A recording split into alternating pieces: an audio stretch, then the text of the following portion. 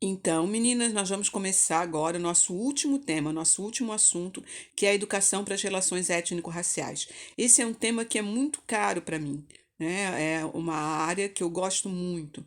E a ideia é a gente repensar, pensar e repensar a nossa prática pedagógica a partir desse olhar, do olhar do respeito às diferenças, principalmente às diferenças étnicas, às diferenças raciais.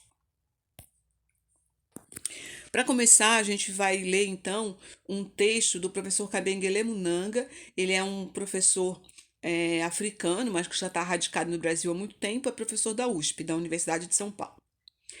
Alguns entre nós não receberam na sua educação e formação de cidadãos, de professores e educadores, o necessário preparo para lidar com o desafio que é a problemática da convivência com a diversidade e as manifestações da discriminação dela resultadas colocam cotidianamente na nossa vida profissional. Essa falta de preparo, que devemos considerar como reflexo do nosso mito de democracia racial, compromete, sem dúvida, o objetivo fundamental da nossa missão no processo de formação dos futuros cidadãos e responsáveis de amanhã. Kabengele Munanga. Então, o que o professor Munanga quer dizer aqui é que muitos de nós não recebeu essa formação. Então, a gente só pode ensinar aquilo que a gente conhece. Então, é preciso essa formação para que a gente possa, então, formar pessoas a partir dessa perspectiva e desse olhar. Esse vídeo tem essa intenção. Repensando a educação brasileira. Essa frase do Mandela, eu acredito que vocês já tenham visto por aí, né? Ela é bastante conhecida. Ela diz que ninguém nasce odiando outra pessoa pela cor da sua pele, ou por sua origem, ou por sua religião. Para odiar, as pessoas precisam aprender. E se elas podem aprender a odiar, podem ser ensinadas a amar, pois o amor chega mais naturalmente ao coração humano do que o oposto. Então é isso. A gente vai, com essa atividade, com essa aula, a ideia é a gente ter esse olhar para ensinar as nossas crianças a respeitarem e a amarem o seu diferente. A escola brasileira. O que a escola tem a ver com essa questão? A escola brasileira tem ainda um caráter excludente. O que isso significa? Infelizmente, a escola ainda é um local que, em algumas situações, exclui alguns alunos. O acesso e a permanência bem-sucedida na escola varia de acordo com a raça, etnia. Né? Pesquisas demonstram que crianças negras, de outras etnias também, mas aqui a gente vai falar especificamente dos negros, se apresentam bem mais acidentadas, né? Eles têm um tempo escolar muito maior do que os estudantes brancos. E essa exclusão, ela não nasceu de repente, não foi de uma hora para outra. É uma exclusão historicamente construída. Lá ainda na época da escravidão, a educação era negada aos escravos, né? Os escravos não tinham direito à escola. Depois, né, no pós-abolição, a exclusão escolar da população negra ela foi oficializada. Então, tinham documentos que impediam oficialmente os negros de acessarem algumas escolas. Quando se pensou, a partir do advento da República, na construção de uma nação brasileira, né, essa nação ela tinha um perfil: nação branca, ocidental e cristã. Então, de alguma forma, a escola silenciou sobre a tradição, a cultura, a história africana, se consolidando a partir do eurocentrismo, que é tudo isso centrado na visão europeia. A cultura negra e seus elementos não entraram na escola por meio dos currículos. Isso acontece muito tempo depois. Preconizou-se o mito da democracia racial brasileira. Recentemente, eu acredito que vocês tenham, eh, com essa campanha do Vidas Negras Importam e as situações de racismo pelas quais, infelizmente, a gente passou, nós tivemos aí algumas autoridades, infelizmente, né, eh, falando que no Brasil não tem racismo, né, que isso é coisa que querem trazer de fora, enfim. Isso é o que a gente chama de mito da democracia racial, que, em resumo, quer dizer que, como o Brasil tem toda essa mistura étnica, né, toda essa miscigenação, a gente vive muito bem, obrigada, né, e não tem racismo aqui. Como que isso aparece na escola? E o cotidiano escolar? Trabalhar a educação das relações étnico-raciais é fundamental para a gente mudar essa história. Trazer para a sala de aula os conteúdos sobre a história e cultura africana e afro-brasileira. Isso é muito importante. Uma das formas de a gente conseguir fazer isso é respeitando e seguindo a Lei 11.645, né, de 2008, que vem modificar a LDB e, então, a partir de agora, a gente vai ver essa lei e as implicações dela na sala de aula, no cotidiano escolar. Primeiro, antes da 11.645, a gente teve a Lei 10.639 de 2003. Essa lei foi a primeira lei sancionada no governo Lula, ainda em janeiro. O que essa lei traz? Ela vem para alterar a 9394 de 96, que é a nossa LDB, em alguns artigos, né? Então, na época, o presidente era o Luiz Inácio Lula da Silva e o ministro da Educação era o Cristóvão Buarque, né, que sancionaram a lei. A lei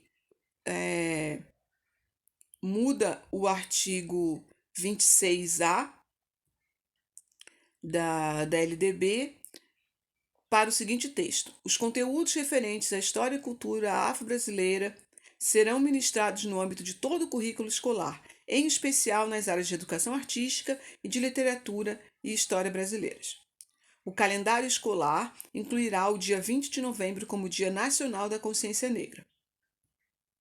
Esses dois artigos, né, visam alterar a LDB e implantar a obrigatoriedade do ensino da história e cultura africana e afro-brasileira. E também para que o dia 20 de novembro fizesse, a partir desse momento, sendo oficialmente fazendo parte do calendário escolar. Aí, 5 anos depois, em 2008, surge a Lei 11.645. Não é que a Lei 11.645 tenha derrubado a anterior, não. O que ela traz é a inclusão da questão indígena, que na 11.639 não aparecia.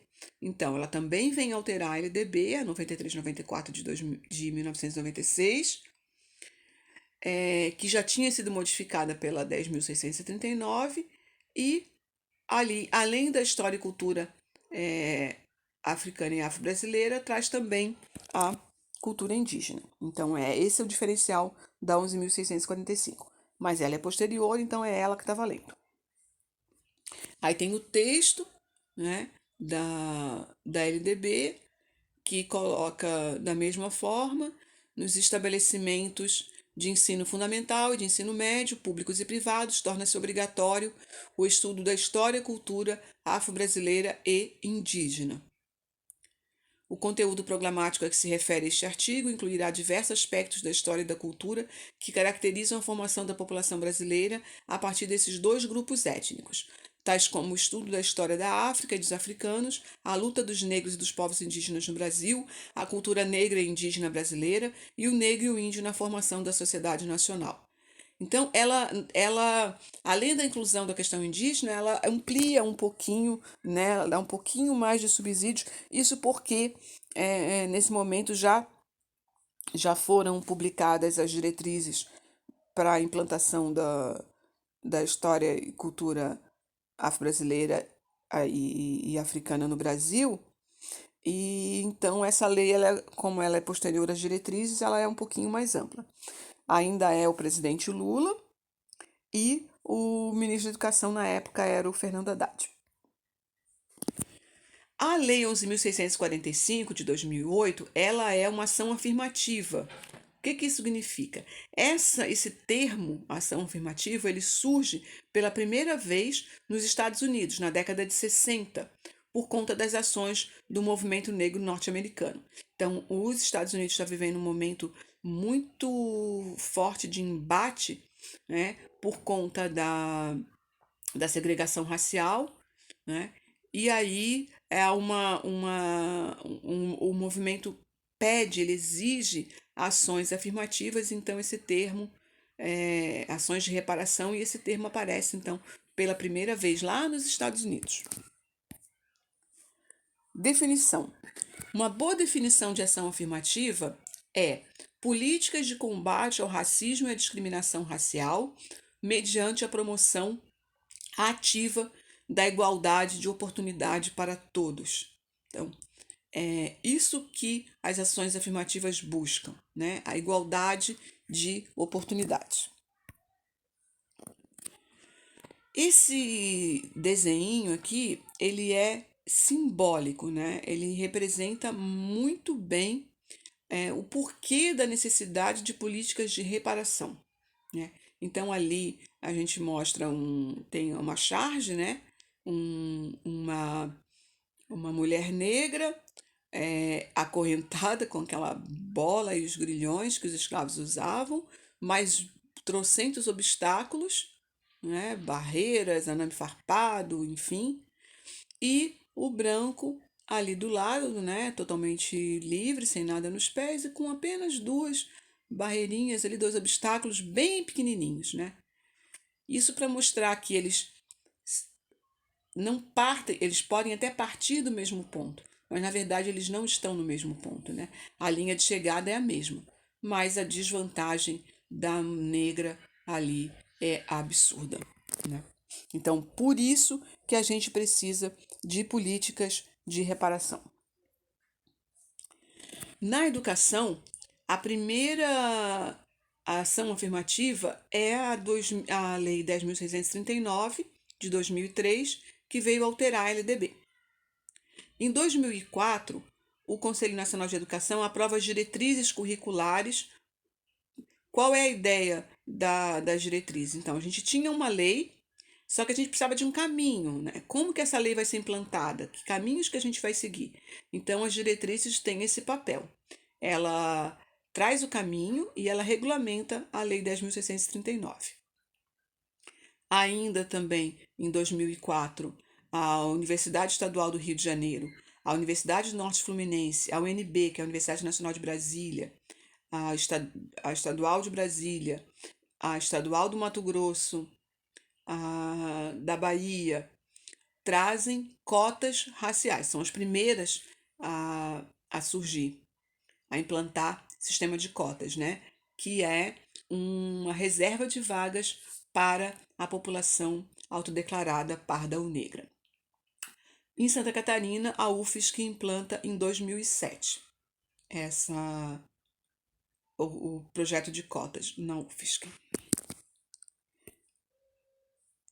Antecedente da Lei 10.639. O que teve antes para que a gente tivesse essa lei? A imagem ficou ali pequenininha, mas dá para vocês verem que é a capa da nossa Constituição, né? A Constituição de 1988. Então, o primeiro antecedente, né, mais forte, marcante que a gente tem é a Convenção Nacional do Negro pela Constituinte, que é de 1986, que reivindicou ao Congresso Nacional que o ensino de história da África e do negro no Brasil se tornasse obrigatório. Então, a convenção pediu, mas a gente sabe que acabou não acontecendo, né? Ela acontece alguns anos depois, só lá em 2003. Mas a ideia era que, no momento que a Constituição de 88 estava sendo elaborada, que isso já entrasse ali na Constituição. Outras leis que antecederam a 10.639. Em 89, na Bahia, a Constituição Estadual foi alterada para que entrasse no artigo 275, a obrigatoriedade do ensino de História e Cultura Africana. Em 90, a Lei Orgânica do município de Belo Horizonte, Minas Gerais, também inclui um artigo nesse sentido. Em 1991, uma lei parecida lá em Porto Alegre, uma lei municipal. Em Goiás, uma lei estadual, em 93. Em Belém do Pará, também uma lei municipal, em 94. Ainda em 94, em Aracaju, no Sergipe, uma lei municipal também, implanta na capital, né, a obrigatoriedade desse conteúdo. Em 1996, no estado de São Paulo, aí uma lei estadual. E em 1998, no Piauí, na verdade é uma lei municipal, vale para a capital, né, para Teresina. Tá Terezinha ali, mas é Teresina. O antecedente mais marcante foi, com certeza, a Marcha Zumbi, que aconteceu em 1995. Então, Zumbi dos Palmares, ele foi morto em 1695. Quando completou os 300 anos da morte de Zumbi, né, o tricentenário da sua morte, nas comemorações, o movimento negro brasileiro, nas suas diversas vertentes, realizou a Marcha Zumbi contra o racismo, pela igualdade e pela vida. Uma manifestação que reuniu milhares de pessoas, militantes do movimento negro, de outros movimentos sociais, no dia 20 de novembro, lá em Brasília. Ali a gente tem uma fotinho, né, uma imagem desse movimento. E foi a partir daí que o 20 de novembro se tornou oficialmente o Dia Nacional da Consciência Negra. E aí, na 10.639, ele vai ser colocado a indicação para que entre para o calendário escolar. Outro antecedente importante foi a Conferência de Durban, em 2001. Essa foi uma conferência mundial contra o racismo, a discriminação racial, a xenofobia e as formas conexas de intolerância. Aconteceu em Durban, na África do Sul. E ela foi importante porque o Brasil tinha. A relatora era uma brasileira, e aí o Brasil foi signatário e assinou várias intenções, né, de trazer projetos buscando a igualdade racial para acabar com o racismo, né? Inclusive, era promessa de campanha que acabou sendo cumprida, né, do governo Lula, a Lei 10.639. A Conferência de Durban, ela traz um programa de criação de cotas para estudantes negros nas universidades brasileiras. Foi apresentado, gerou uma polêmica muito grande. No fim da conferência, foi elaborada uma declaração e uma plataforma de ação. E aí, o Brasil tinha a relatora, era uma mulher brasileira, e ele foi signatário, né, entre outros países do mundo. Voltando à Lei 11.645, ela é uma lei de 2008, né? É uma lei que já tem aí 12 anos, mas ainda tem muita dificuldade para sua efetivação. Que dificuldades acontecem? A principal delas é a falta de formação dos professores, né? As principais universidades do Brasil não têm a cadeira de História da África, ou se tem, são muito recentes. Eu, por exemplo, me formei na Universidade Federal de Santa Catarina, no curso de História, e não era, na época, uma disciplina obrigatória. Ela era optativa, né? Eu fiz, mas ela era uma disciplina optativa. E agora sim, já entrou para o currículo, né? Teve mudanças, né? Eu já estou velhinha, já me formei há algum tempo. Faltam fontes, ou elas são pouco divulgadas. As universidades não cobram História da África nos seus vestibulares, então não há um interesse muito grande em ensinar e aprender, justamente porque não vai ser cobrado no vestibular. Como é que o professor fica nessa história? Aí é uma chargezinha que eu vou ler para vocês, porque ela não ficou muito nítida ali, o balãozinho, mas era assim, né? Uma mulher ali, uma professora, tá parada no ponto de ônibus, vem um garotinho negro, né? Ele tá todo trajado ali com fone de ouvido, boné virado para trás, enfim. E aí ela, quando o menino para ali a professora, ela levanta as mãos. E logo, ai, minha Nossa Senhora, Santo Efigênio, São Ildefonso, né? Fala todos os santos ali. E o garoto fala, então, já supondo que, né, que fosse um assalto. E aí o menino fala, ei, professora, a senhora é nova aqui, né, na escola, no bairro. Valeu a aula sobre história da África. Foi 10, né? O menino vai parabenizar a professora pela aula excelente que ela provavelmente deu ali sobre história da África. E aí ela pensa, né? Não fala, ela pensa, né? Preciso urgentemente repensar meus conceitos e aliar a teoria à prática, né? Isso quer dizer o quê? Ela deu uma senhora aula sobre história da África, mas quando viu o menino vindo na direção dela, ela levantou os braços lá logo supondo que se tratava de um assalto, né? O professor, ele tem uma lei para cumprir, tem boa vontade, mas não conhece, ou então não encontra as ferramentas para atender essas demandas, né?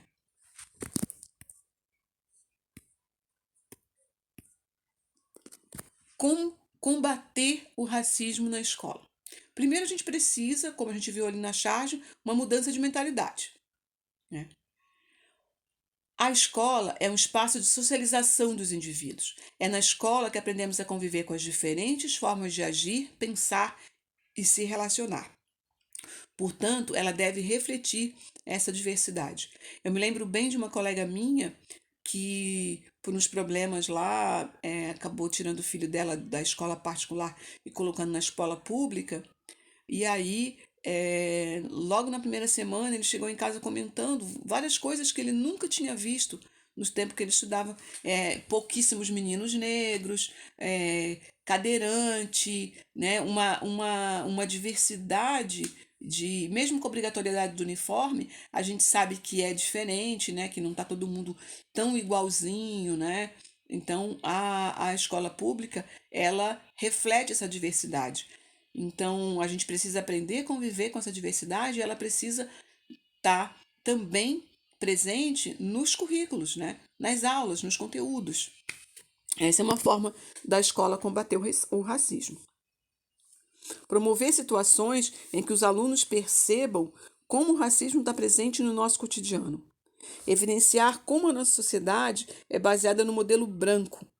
Analisar brincadeiras e piadas discriminatórias e como elas podem machucar o outro. Um erro crasso que alguns professores cometem é chegar lá na frente e dizer: nós somos todos iguais. Nós não somos iguais, nós somos diferentes. E é isso que a gente precisa aprender. Que nós somos diferentes, que a gente tem que conviver com essa diferença e que a gente tem que aprender também a respeitar essa diferença. Evidenciar como a nossa sociedade é baseada no modelo do branco, analisar brincadeiras, né? Como que isso é só uma brincadeira, mas a gente tem que mostrar para os alunos que o que parece uma brincadeira inocente pode marcar a vida de alguém para sempre, lá na infância. Repensar as práticas e rituais pedagógicos cotidianos para que não sejam expressão de racismo, discriminação e preconceito.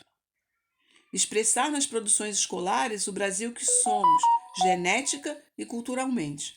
Trabalhar a educação das relações étnico-raciais. Inserir no currículo escolar a história da África, dos africanos e dos afro-brasileiros. Então, o aluno precisa se ver, né, representado nesses conteúdos. E o cotidiano escolar?